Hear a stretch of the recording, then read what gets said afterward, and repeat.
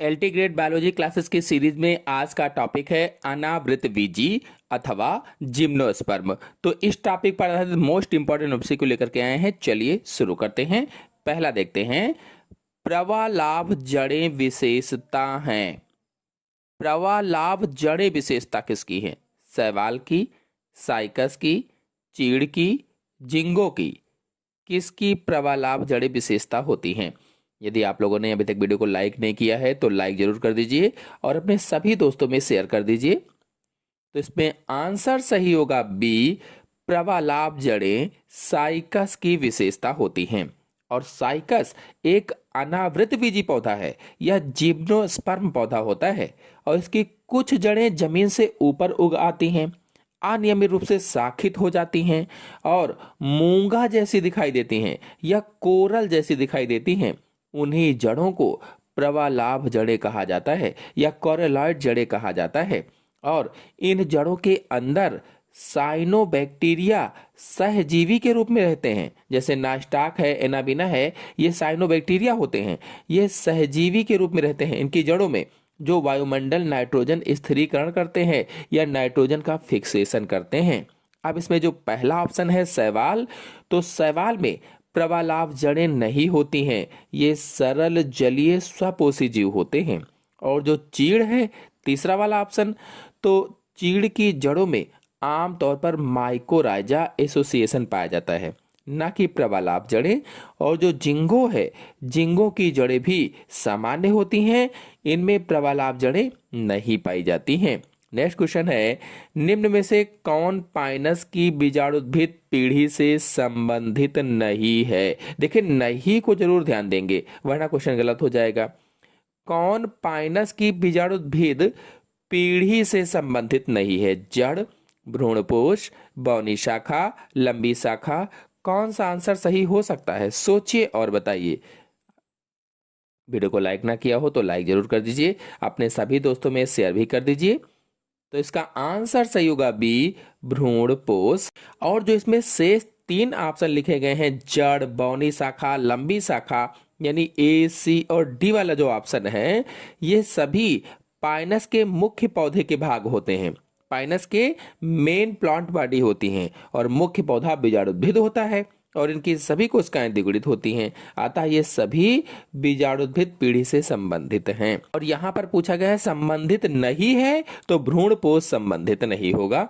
Next question है, Pinus के भ्रूण में रोसेट कोशिकाएं स्थित होती हैं। जो पाइनस का भ्रूण होता है उसमें रोसेट कोशिकाएं कहां पर स्थित होती हैं? सोचिए और बताइए। तब तक वीडियो को लाइक करते रहिए, अपने सभी दोस्तों में शेयर भी कर दीजिए ताकि ज्यादा से ज्यादा लोग जुड़ सकें। फिलहाल इसका आंसर सही होगा बी, निलंबक और भ्रूणी कोशिकाओं के बीच में। आपको बता दें कि पाइनस में भ्रूण का विकास होता है और इस प्रक्रिया में एक पूर्व भ्रूण का निर्माण होता है जिसमें 4 परतें बनती हैं। कौन कौन सी परतें बनती हैं? पहली अग्रस्थ खुली कोशिकाएं जो सबसे ऊपर होती हैं, फिर रोसेट कोशिकाएं, फिर निलंबक कोशिकाएं, फिर भ्रूणी कोशिकाएं सबसे नीचे होती हैं। तो रोसेट कोशिकाएं निलंबक कोशिकाओं और भ्रूणी कोशिकाओं के बीच में पाई जाती हैं या बीच में स्थित होती हैं। ये कोशिकाएं अंततः नष्ट हो जाती हैं और माना जाता है कि ये केवल पॉली एम्ब्रियोनी में भाग लेती हैं। नेक्स्ट क्वेश्चन है, रेजिन और टर्पेंटाइन प्राप्त किया जाता है। किससे प्राप्त किया जाता है? 4 ऑप्शन आपके सामने दिए गए हैं। साइकस से, पाइनस से, एबीज से, सिडरस से? किससे प्राप्त होगा? वीडियो को लाइक जरूर कर दीजिए आप लोग, क्योंकि लाइक का कोई भी पैसा नहीं करता है। फिलहाल इसमें आंसर सही होगा बी, पाइनस से प्राप्त होता है। आपको बता दें कि पाइनस कहो चाहे चीड़ कहो, पाइनस अंग्रेजी का वर्ड है, कि पाइनस से तारपीन का तेल प्राप्त किया जाता है। पाइनस के तने में रेजिन नलिकाएं होती हैं, रेजिन डक्ट होती हैं, जिनमें ऑलियो रेजिन नामक पदार्थ भरा रहता है और इस कच्चे ऑलियो रेजिन के आसवन से, यानी इसको आसवन किया जाता है, आसवन से तारपीन का तेल और रॉल या रेजिन प्राप्त होता है। और जो इसमें पहला ऑप्शन है साइकस, तो साइकस से कोई महत्वपूर्ण रेजिन या तारपीन प्राप्त नहीं होता है। जो अरबीज है, अरबीज से भी रेजिन प्राप्त होता है, लेकिन व्यावसायिक रूप से तारपीन और रेजिन मुख्य रूप से पाइनस से ही प्राप्त होता है। जो सिड्रस है, सिड्रस से भी रेजिन और तेल प्राप्त होता है। नेक्स्ट क्वेश्चन है, अनावृत बीजी पादपों में फल नहीं पाया जाता क्योंकि? जो अनावृत बीजी पादप होते हैं उनमें फल नहीं पाया जाता क्योंकि? आपको बता दें अनावृत बीजी पादप क्या है या जिम्नोस्पर्म प्लांट क्या होते हैं। तो अनावृत बीजी अर्थ होता है नग्न बीजधारी या नग्न बीजी पौधे। देखो, अनावृत बीजी को अंग्रेजी में जिम्नोस्पर्म कहते हैं, और जिम्नो मतलब नग्न और स्पर्म स्पर्मा हो जाएगा, स्पर्मा मतलब बीज, अर्थात नग्न बीजी पौधे हो गया। तो उनमें अंडाशय नहीं होता है, या फिर वे परागित नहीं होते हैं, या फिर वे बीज रहित पादप होते हैं, और फिर आखिरी है उनमें निषेचन की क्रिया नहीं होती। कौन सा ऑप्शन सही होगा? पूछा गया है अनावृत बीजी पादपों में फल नहीं पाया जाता क्योंकि? आंसर से होगा इसमें से पहला, उनमें अंडाशय नहीं होता है।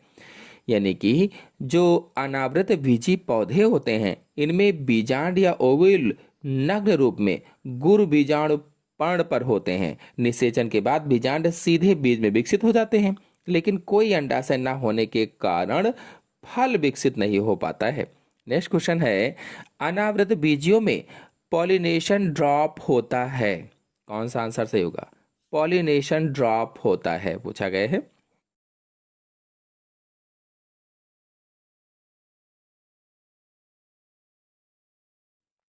तो आंसर से होगा इसमें से सी, बीजांड काय द्वारा होता है, यानी बीजांड काय द्वारा श्रावण होता है। आपको बता दें पॉलिनेशन ड्रॉप अनावृत बीजियों जैसे साइकस और पाइनस में पाई जाने वाली एक विशिष्ट प्रक्रिया होती है। विशिष्ट प्रक्रिया, यह एक शर्करा युक्त चिपचिपा द्रव होता है जो बीजांड के माइक्रोपाइल पर बीजांड काय द्वारा स्रावित होता है।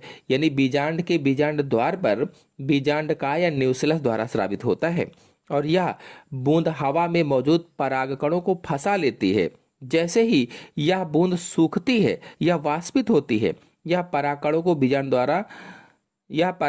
बीजांड द्वार से होते हुए बीजांड के अंदर खींच लेती है, जहां निषेचन होता है। नेक्स्ट क्वेश्चन है, पाइनस की पिरामिड समान आकृति समझने के लिए सबसे अच्छा स्पष्टीकरण निम्न में से कौन सा होगा? कौन सा आंसर सही होगा? सोचिए और बताइए।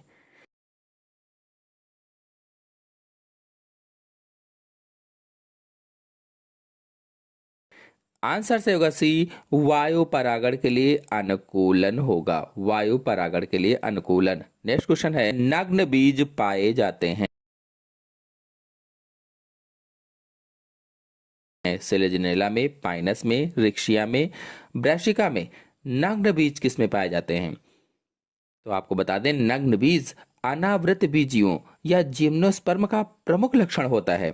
और जिम्नोस्पर्म शब्द मैंने बताया था अर्थ होता है नग्न बीजधारी या नग्न बीजी, और पाइनस एक अनावृत बीजी है या जिम्नोस्पर्म है, इसलिए इसमें आंसर से होगा बी, पाइनस में।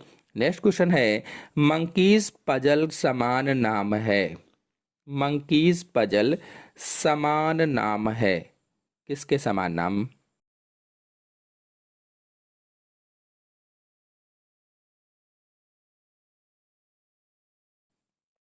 आंसर से होगा पहला, एरुकेरिया एम्ब्रिकेटा का।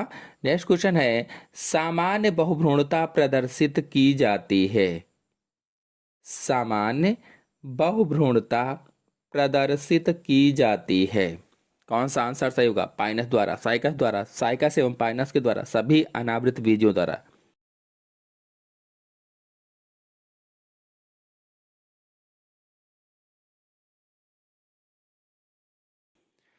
आंसर से होगा इसमें से बी, साइकस के द्वारा प्रदर्शित की जाती है। नेक्स्ट क्वेश्चन है, निम्न में से पाइनस के संबंध में असत्य लक्षण है। असत्य लक्षण कौन सा होगा? सोचिए और बताइए कि कौन सा आंसर सही हो सकता है।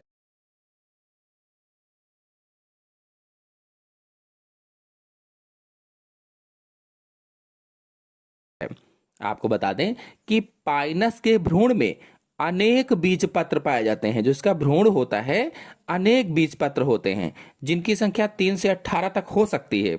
और यह लक्षण इसे द्विबीजपत्री पौधों से अलग करता है।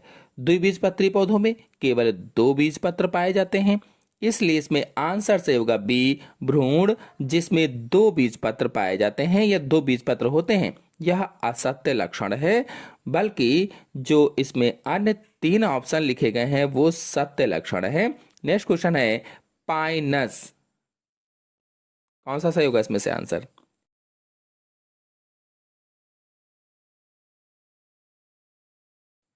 सोचिए और बताइए।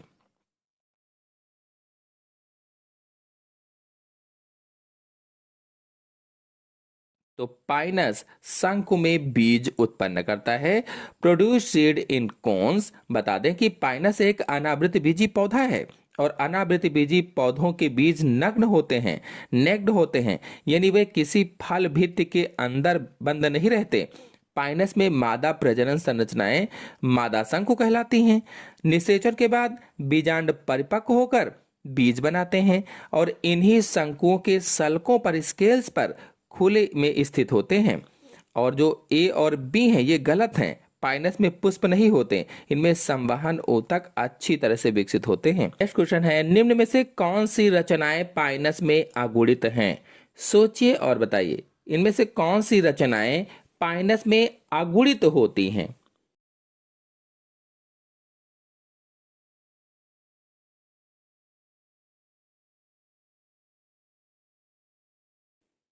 आंसर से होगा इसमें से बी, भ्रूणपोष, गुरबीजाणु एवं परागकण। नेक्स्ट क्वेश्चन है पाइनस की काष्ठ पूरी तरह से बनी होती है, किस चीज की बनी होती है? सोचिए और बताइए कि कौन सा आंसर सही हो सकता है।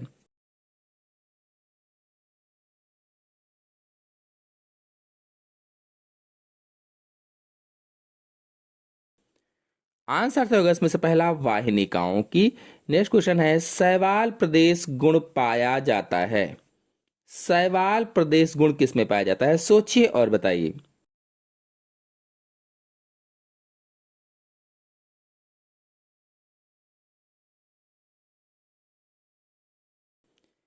आंसर सही होगा इसमें से सी, साइकस की प्रवालाभ जड़ों में पाया जाता है।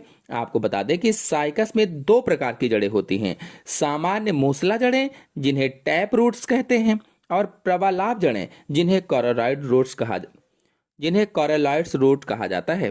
प्रवालाभ जड़ें भू अपवर्ती, जमीन से ऊपर बढ़ने वाली होती हैं। भू अपवर्ती यानी जमीन से ऊपर बढ़ने वाली होती हैं और इनमें विशिष्ट प्रकार के शैवाल प्रदेश पाए जाते हैं। और इस प्रदेश में नील हरित शैवाल जैसे एनाबीना है, नास्टाक है आदि सहजीवी के रूप में रहते हैं जो नाइट्रोजन का स्थिरीकरण करते हैं। नेक्स्ट क्वेश्चन है पंख युक्त बीज पाए जाते हैं।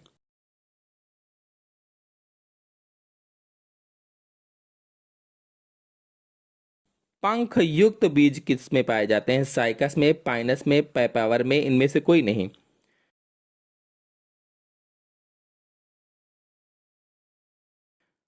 आंसर सही होगा इसमें से बी, पाइनस में पाए जाते हैं। पाइनस के बीजों में एक पतला झिल्लीदार पंख जैसी संरचना होती है जो शंकु सल्क से निकलती है। और यह पंख बीज को वायु द्वारा प्रकीर्णन में सहायता करता है ताकि वे जनक पौधे से दूर जाकर नए स्थानों पर अंकुरित हो सकें। साइकस के बीज पंख रहित और बड़े होते हैं। नेक्स्ट क्वेश्चन है पाइनस के बीज में होते हैं। पाइनस के बीज में क्या होते हैं? सोचिए और बताइए कि कौन सा आंसर सही हो सकता है।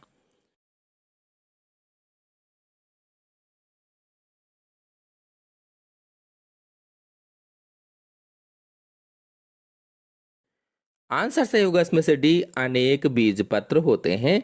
यानी कि पाइनस के बीज में भ्रूण होता है जिसमें अनेक बीज पत्र पाए जाते हैं और बीज पत्रों की संख्या 2 से लेकर के 24 तक हो सकती है। नेक्स्ट क्वेश्चन है द्विदारुक संवहन बंडल पाए जाते हैं। द्विदारुक संवहन बंडल किस में पाए जाते हैं? सोचिए और बताइए कि कौन सा आंसर सही हो सकता है।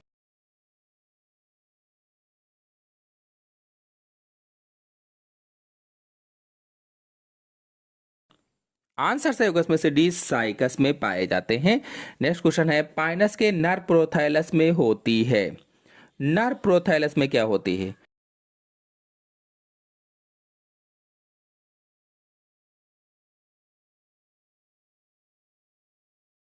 आंसर सही होगा इसमें से बी, दो प्रोथैलियल कोशिकाएं होती हैं। नेक्स्ट क्वेश्चन है, ट्रांसफ्यूजन ऊतक या रूपांतरित संवहन ऊतक किसकी पत्तियों में उपस्थित होता है?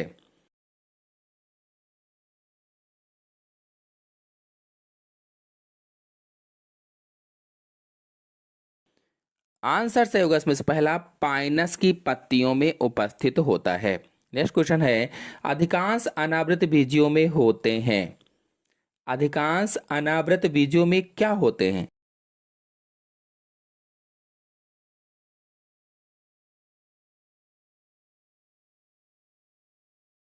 स्त्रीधानी किंतु पुंधानी नहीं, ये ऑप्शन सही होगा। नेक्स्ट क्वेश्चन है, साइकस की जड़ें होती हैं। साइकस की जड़ें कैसी होती हैं?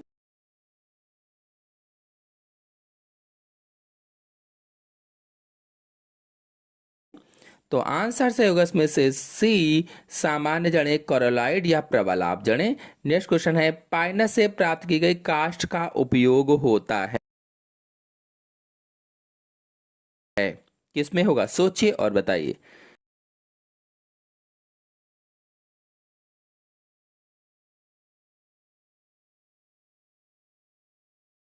आंसर से होगा इसमें से डी, उपरोक्त सभी में, यानी लकड़ी का सामान बनाने में, इमारती कार्यों में, माचिस की तीलियां बनाने में उपयोग में आता है। नेक्स्ट क्वेश्चन है, पाइनस के बीजांड में अध्यावरण होता है।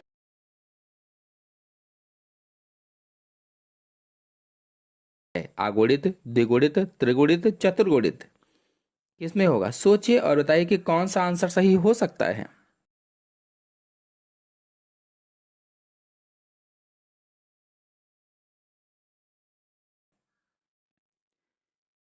तो आंसर सही होगा इसमें से बी, द्विगुणित होता है।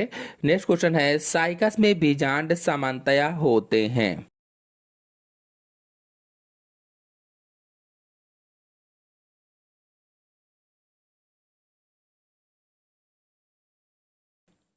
कौन सा सही होगा? आर्थोट्रोपस एक अध्यवरण युक्त होता है। नेक्स्ट क्वेश्चन है, साइकस के शुक्राणु होते हैं।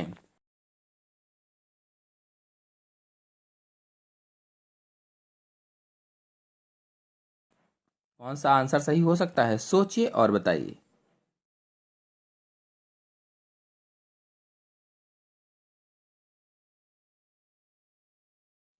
आंसर सही होगा इसमें से पहला, बड़े पश्चमाभी लट्टू के आकार के।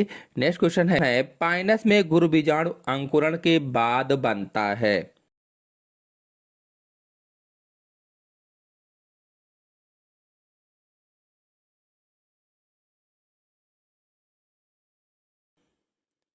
आंसर से होगा बी, स्त्रीधानी भ्रूणपोष के साथ बनता है। नेक्स्ट क्वेश्चन है, पाइनस का भ्रूण कोष है। पाइनस का भ्रूण कोष कैसा होगा?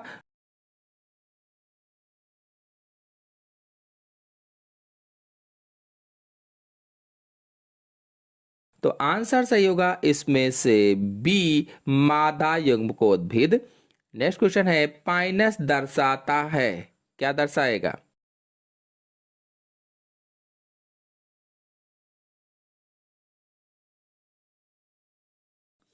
पाइनस दर्शाता है।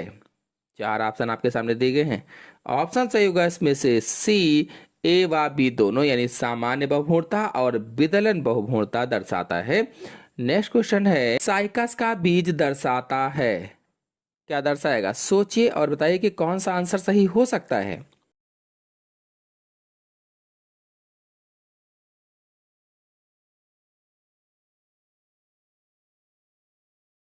आंसर सही होगा इसमें से पहला, अधोभूमिक अंकुरण दर्शाता है। नेक्स्ट क्वेश्चन है, साइकस में पराग कण परागण हेतु बाहर आते हैं।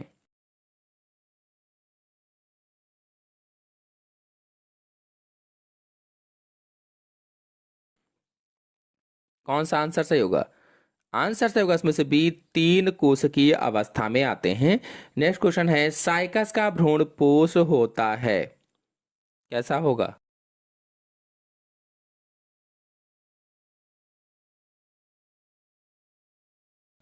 सभी लोग कमेंट में बताएं। नेक्स्ट क्वेश्चन है, अनावृत बीजी में नहीं होते हैं।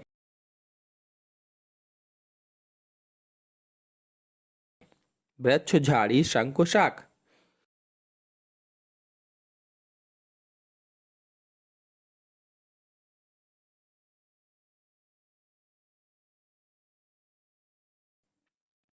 आंसर से होगा डी, शाक नहीं होते हैं। नेक्स्ट क्वेश्चन है, पाइनस का नर मुकोद्भिद होता है।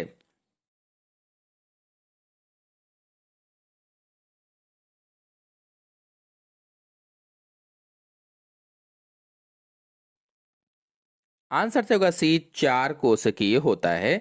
नेक्स्ट क्वेश्चन है, पाइनस का वृक्ष है।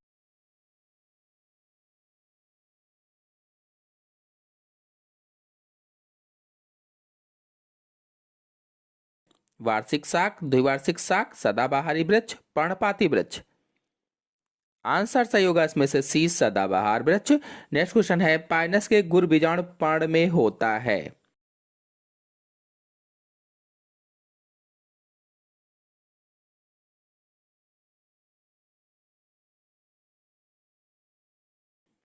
आंसर से होगा इसमें से पहला, दोनों सहपत्र व बीजांडधर सल्क।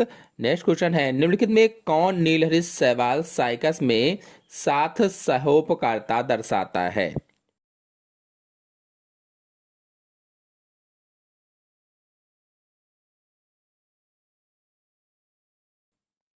आंसर से होगा डी, ए व बी दोनों। तो आशा है आपको अच्छी तरीके से सभी क्वेश्चन समझ में आ गए होंगे। आ गए हो तो वीडियो को लाइक कीजिए, शेयर कीजिए। धन्यवाद।